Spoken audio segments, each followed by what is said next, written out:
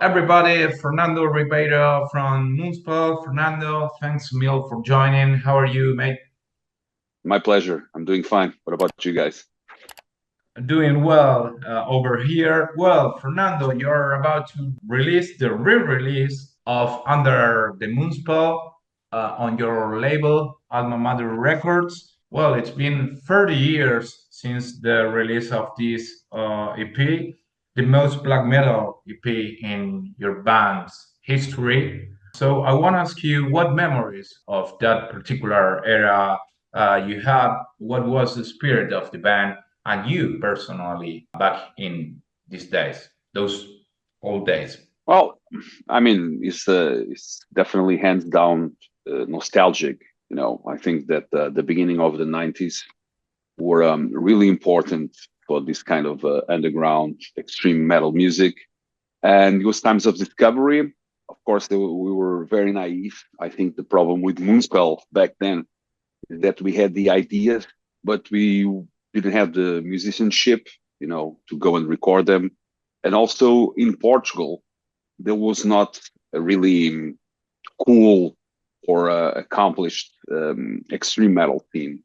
So it was really hard. We had to struggle against the prejudice of the heavy metal scene because here in Portugal, the metal scene at the time, they wanted to emulate bands like Sepultura or Metallica or Maiden. Mhm. Everybody wanted to be the Portuguese version of a bigger band. While Moonspell, we never had these goals. We wanted really to be, an active part of the underground scene. That's what counted. We didn't even want to start a band to start with. We were content in tape trading, in being fanzine editors. But then again, when we started contacting with this blossoming underground scene, especially for black and dark metal back then, we thought it was just a great thing that was happening.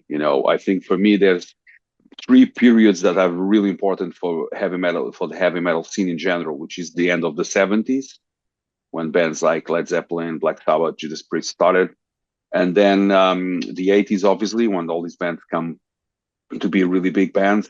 But then I think the great revolution of metal came in the '90s, Yeah. both sound wise, both band wise.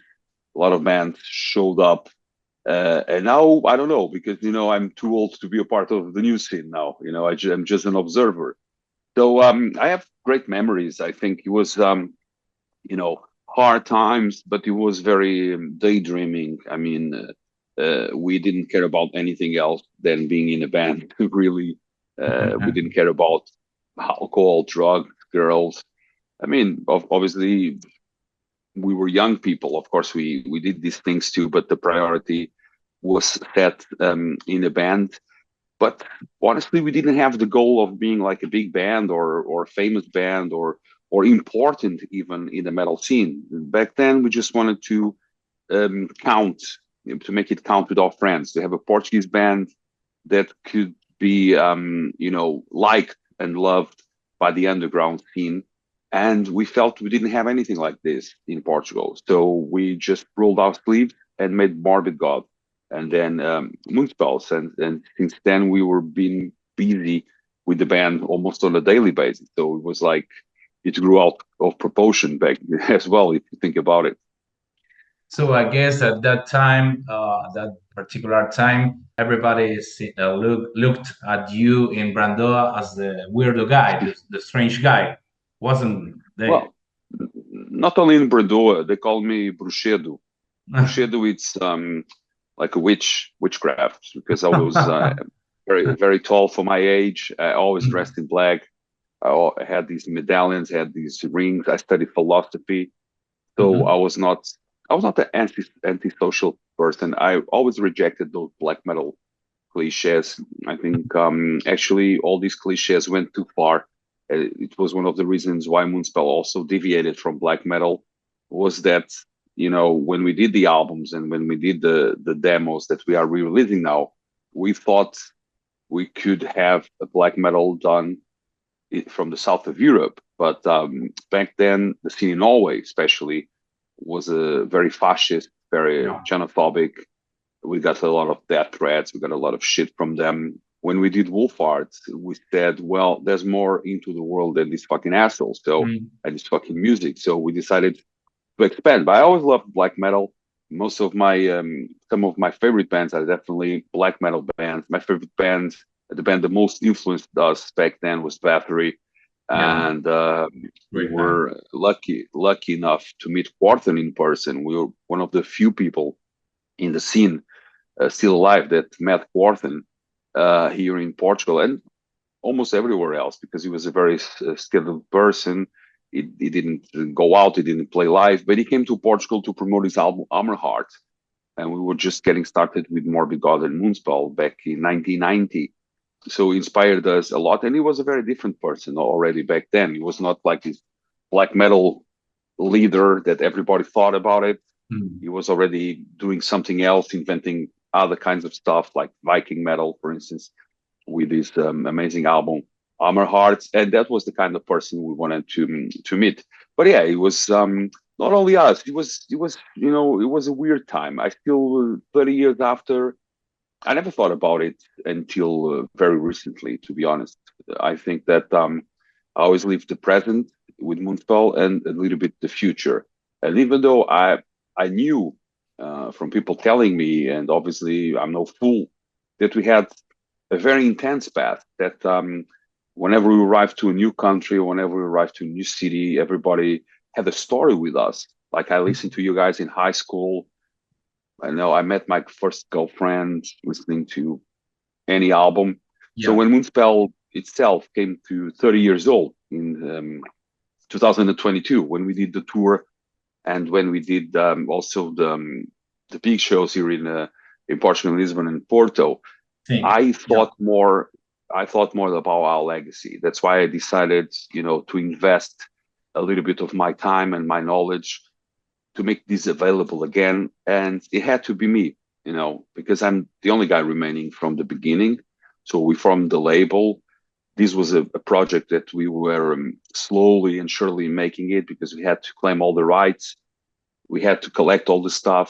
But I wanted to be something that was very honorable and very nice to represent our early days, because right now I understand the importance of them better than anyone else, maybe. And also, I've been very in contact with who I was in 92, 93.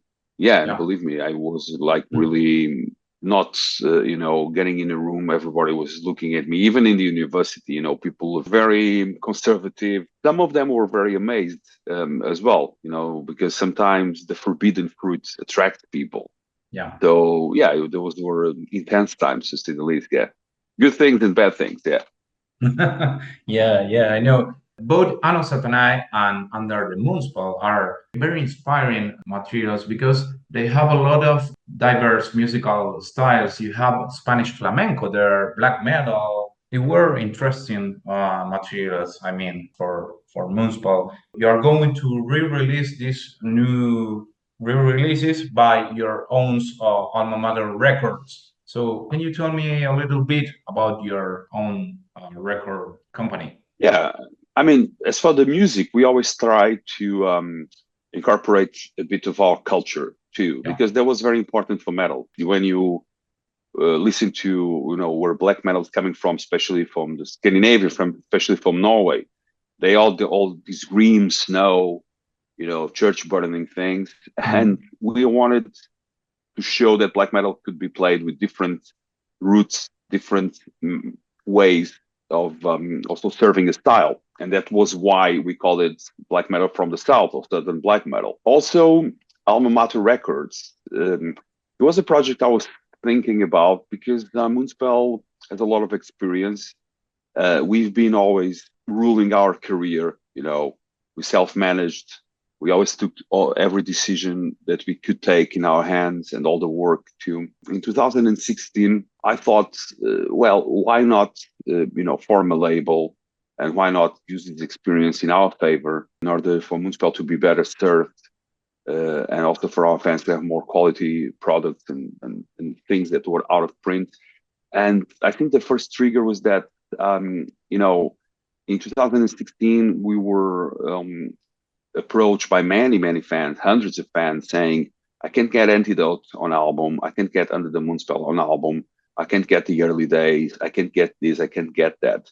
And I talked to the labels and I was like, why don't you print them? Why don't you, what's the problem? You know, it's out of print. You're always complaining that you don't sell records, and there's hundreds of people, thousands even, wanting to buy our stuff, and you just make more, whatever, 1 or 2,000 LPs, and you recoup the investment, and that's it. And then the digital came in, and I thought that, yeah, I thought that will dominate the world as it did, but I thought there will be a place for people who think like me, who like to listen to music on a physical format, who like to think, who like to collect stuff as well.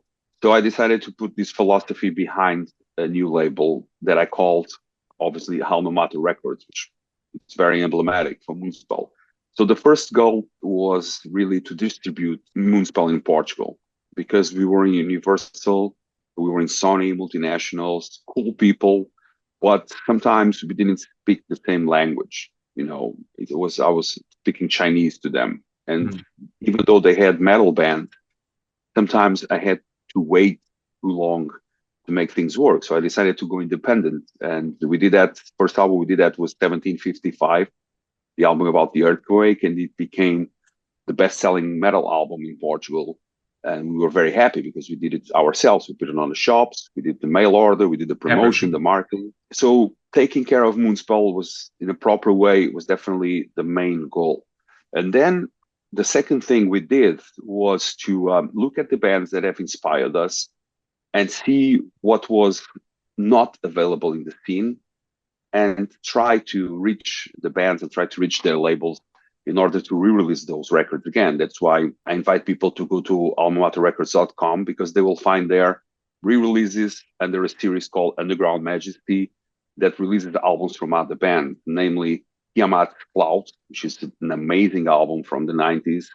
We also did the live, double album live, Paradise Lost, from a live in Liverpool in 1988, 89, with those demos, Frozen Illusion and Drowning Darkness. That was the time I began listening to Paradise Lost. One of the most recent things we did was True North from Borknagar, amazing album that you had to sell, you know, your mother to buy a vinyl on this box. We decided to, I have one original from Century Media, but we decided to make it that too. And when we did that, we said, well, let's take care of ourselves, of all the repertoire of Moonspell, and people really loved it. You know, we had Wolf Art with live tapes that we had. We're going to make we made a box out of Wolf Art that was sold out. We made a box out of Be Religious, which was sold out. Next year is 30 years of Wolf Art, and we're going to make something definitely, because we have all the knowledge we have. We go to our vault, we have the DAT tapes, we have lives from 95. So we decided to claim these back and do the job ourselves. And the last release on these, we have released all the Century Media years. We released also SPV material, Memorial, Night Eternal. And the last project is the one that brings us here. It's the Under the Moonspell and the Satanai and Nano Satanai box set, digital LP, CD. And finally, I thought that even though everybody says, oh, it's a really bad business to have a label these days, but you know how people are, you know, they always try to put you down. I don't know what's going on with that. So we decided, and that's the most investment and the riskiest part. I decided to start releasing bands from Portugal, from Portuguese heavy metal, like Iron Sword, Occultist, Tragedium. We're having Sinistro now, and to use their Inhuman, Dawn Rider, to use our connections and our way of working, also to put these bands on the radar. And from Portugal, quite easily, I arrived to Brazil as well because of the connection. Besides Sepultura and Crisian and Angra and some other bands, there's a huge death metal, extreme scene, black metal in Brazil that people simply don't know about, you know, because they are over there, overseas, you know, and people normally just focus on bands from Germany, US, England, Finland, Sweden. They all come with like a wine. They all come with a region, with a trademark. So we released Troops of Doom, which is the new band of the original Sepultura guitar player Jairo Tormentor. So we're going to release the new album Master the Grotesque, and it's just amazing.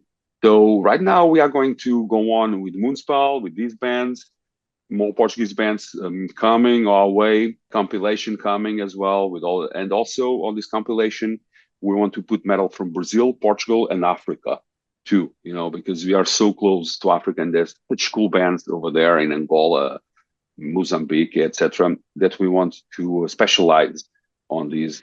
It's not going to be a massive label, but it's going to be a label where bands are proud to be, and they can talk with me directly, and we arranged everything for them. They work with the best producers, like for instance, Troops of Doom was just mixed at Mori Sound Studio. They did Death, D-Side, Morbid Angel, etc. So we try within our small range of investment and capacity, because we are not a big label like Gal Blast, Intramido, Napalm Records.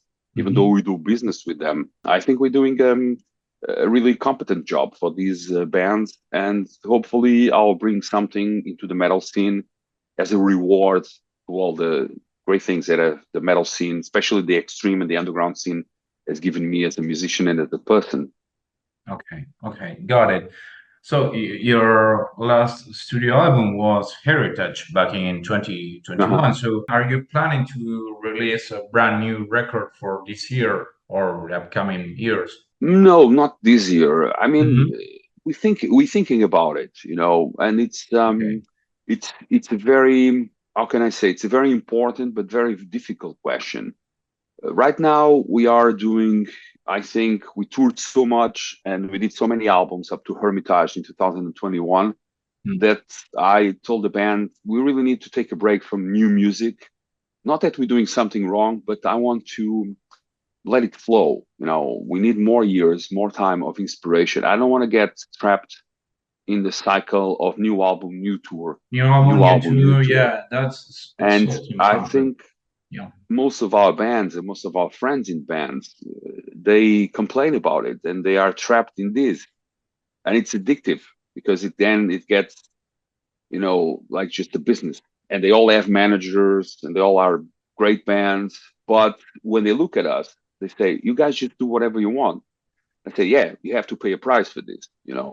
But I don't want to like making an album just to meet, a timing or an agent timing or a label timing. So right now, this year, we decided to recover a bit of a Moonspell project called Sombra. Sombra Yeah. means shade Yeah. in English, and we're doing a sold out theater tour here in Portugal. And it's like songs like Alma Mater, Full Moon Madden, Second Skin, Hanged Man, played. It's a dirty word for metal, but it's acoustic. Mhm.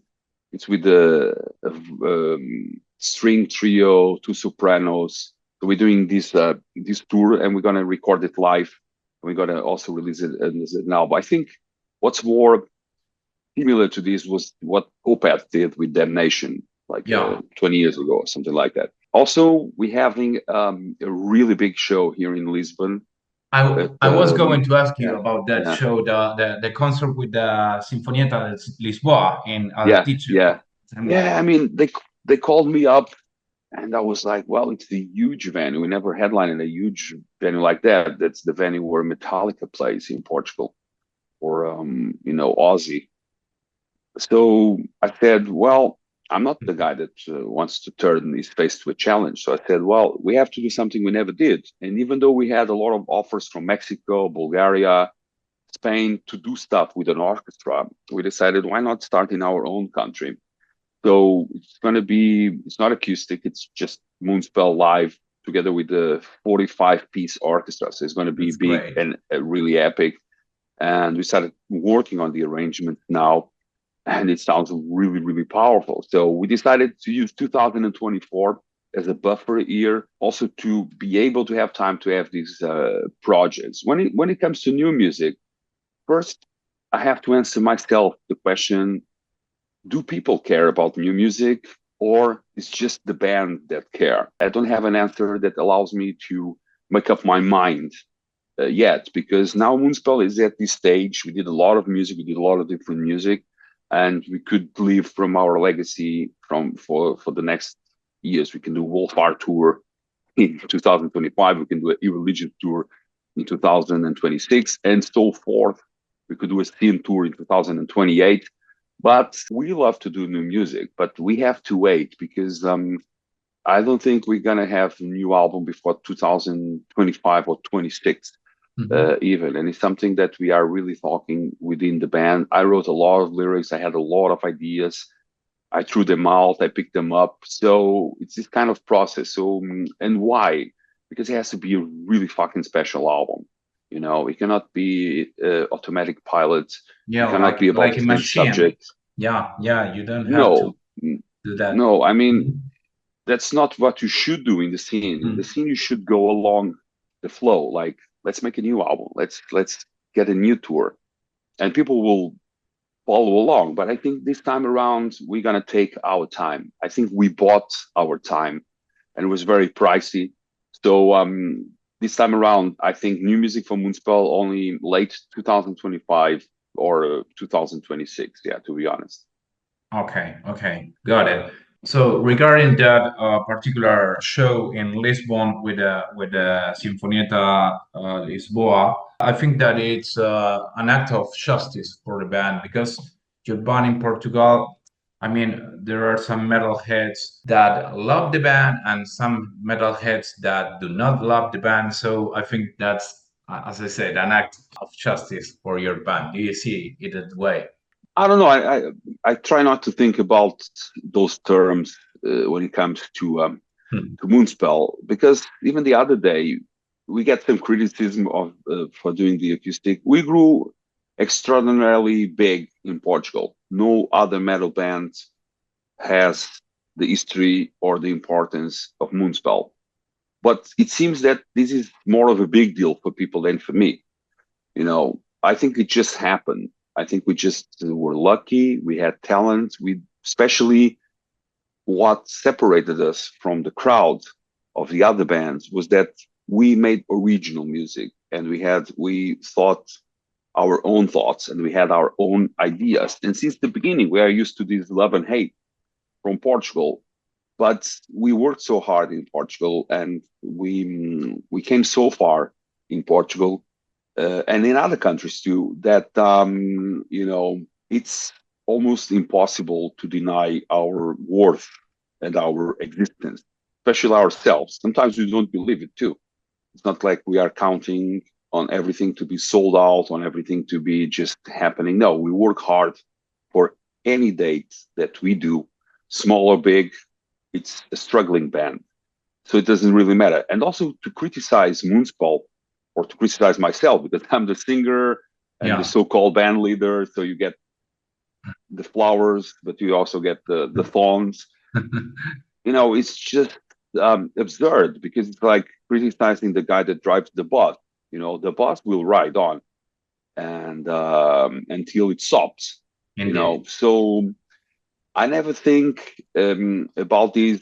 It's well put, and I thank you. Like an act of justice or an act of like you get a degree, but I think of this like as a task and also as a mission and a challenge.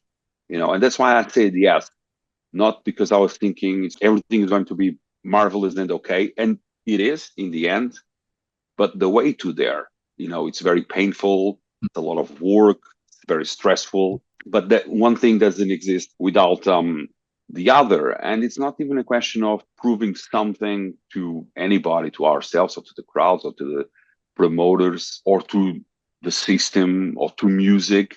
I think we've done that before. It's a question of keeping alive and keeping doing stuff that we never did, and we never did play with an orchestra.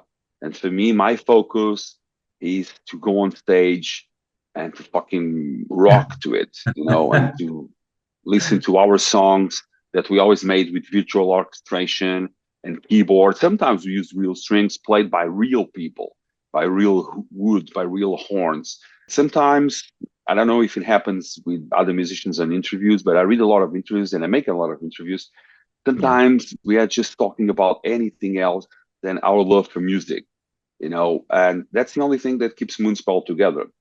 We traveled a lot. We've seen the world. we've been in the biggest festivals. We headlined, we deadlined. We've been put in positions that weren't worth it. We put in positions that were too big for us.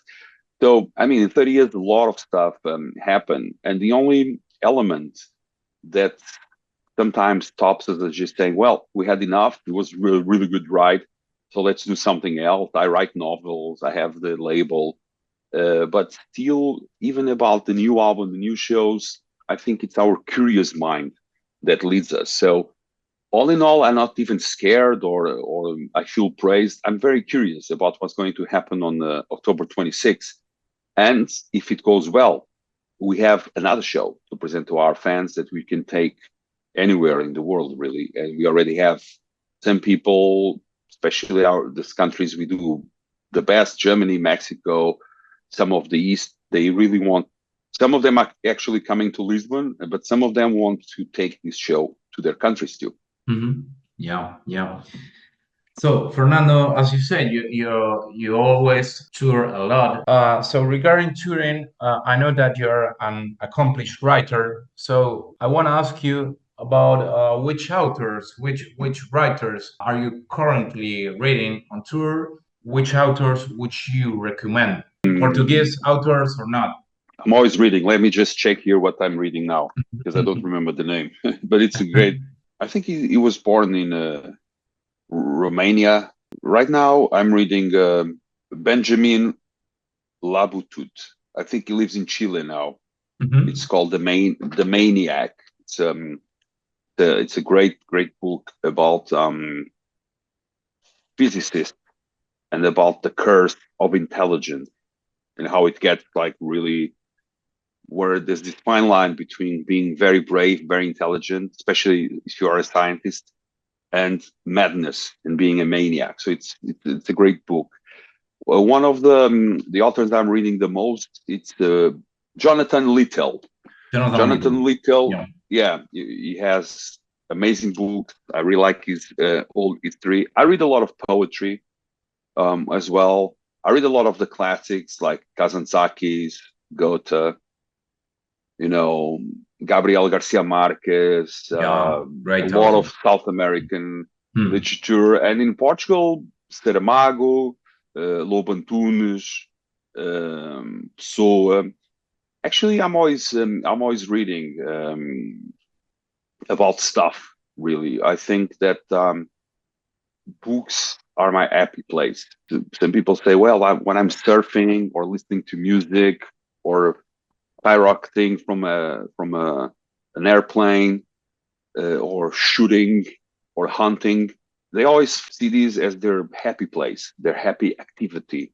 So reading and writing, it's where I feel the most peaceful at, and it's what I take on tour. And since I was like that weird guy in Brandua back in the late 80s, beginning of the 90s, one of the things that I always had was a book, in my arm. So I You are always carrying take a book. Yeah.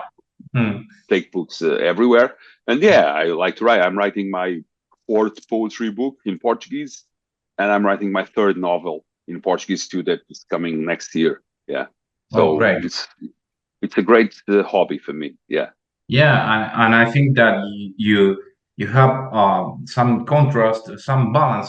You must find some balance between music and poetry. I mean, it's like a yin and a yang, some kind of way to, as I Yeah, said, to I have think a balance. I think people always ask me if they are connected. I think they are inseparable, really. Hmm. Uh, for me, music that I really love, I have to attach to the lyrics too. That's the music that saves me. I can listen to someone just singing about Vikings and dwarfs and whatever, and it could be entertaining, but it doesn't stay with me. It doesn't teach me anything. It's just lyrics, just serve the music. And I think that the comparison is fair, but I think you cannot really tell one from the other apart. When you can't tell literature from music, I think that's the best works like Bathory, or Maiden. It's literature too, or Tiamat, great lyric writer. For me, I have the best of the two worlds because I love to do music, especially to perform it live, and you can reach people within a very pure art form, very tribal even. But literature allows me more freedom. You know, in Moonspell, I have a certain theme, I have a certain subject that it's dark and desperate sometimes. With literature, my books are totally like very extravagant, very a lot of dark humor. So why be content with just one thing? You know, so I'm Right. very happy that I have the time and the energy to do both. Yeah, I think sometimes I see myself more of someone that writes, because that's what took me to the position of the morbid god singer, is because I wrote a little bit better than the other guys. I mean, the other guys were really bad, but I was already like interested and reading a lot. So when I became the lyricist, immediately I became the vocalist too. And I love to write for Moonspell. It's very challenging, for instance, to being writing this new album, to turn the stone and to discover what's beneath the stone. But on the other hand, Moonspell, as far as lyrics go and as writing goes, it's not enough for me. I have to write other stuff. Yeah. In last year, I know you had some health issues. You dealt Yeah. with stomach pain, and you also struggle with depression. Well, everybody is dealing with depression nowadays because it's a mad word right now. I want to ask you, what advice would you give to those guys or girls who are currently battling with depression? Well, it's hard to give an advice because even depression is a clinical thing. I'm doing much better, but it's also people Right. that are depressed. They don't like for them to be given advice, you know, because it's a very personal reading of what they do. What works for me, it's to find the beauty amidst the ugliness. It's a very ugly world. I was living in the 90s. Everybody was free. It was hopeful. And now I think we just again stole the fire from God and we're setting the world on fire. Mm. So what I can say is, even if you are depressed, you have to be yourself, you know, and you have to not to think of yourself first. That's not what I mean. The egoism is killing the world.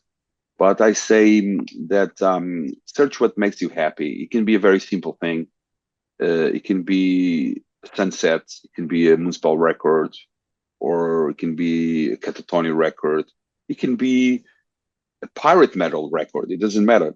You know, just that you know, there is darkness, there's always hope. And I wrote Yeah. a full album about it, and that's my message. It's not hanging there. The world is beautiful. No, the world is ugly. But I think in the end of the day, we are beautiful. We are here to make that contrast. Otherwise, everything is going to shit. Yeah. Yeah, yeah, and don't take like for granted. Yeah, yeah, No. yeah, yeah. Okay, Fernando Ribeiro, thank you very much for your time. Muchas Looking gracias. forward to see you back on the road with Moonspell, and obrigado. Boa tarde. Obrigado.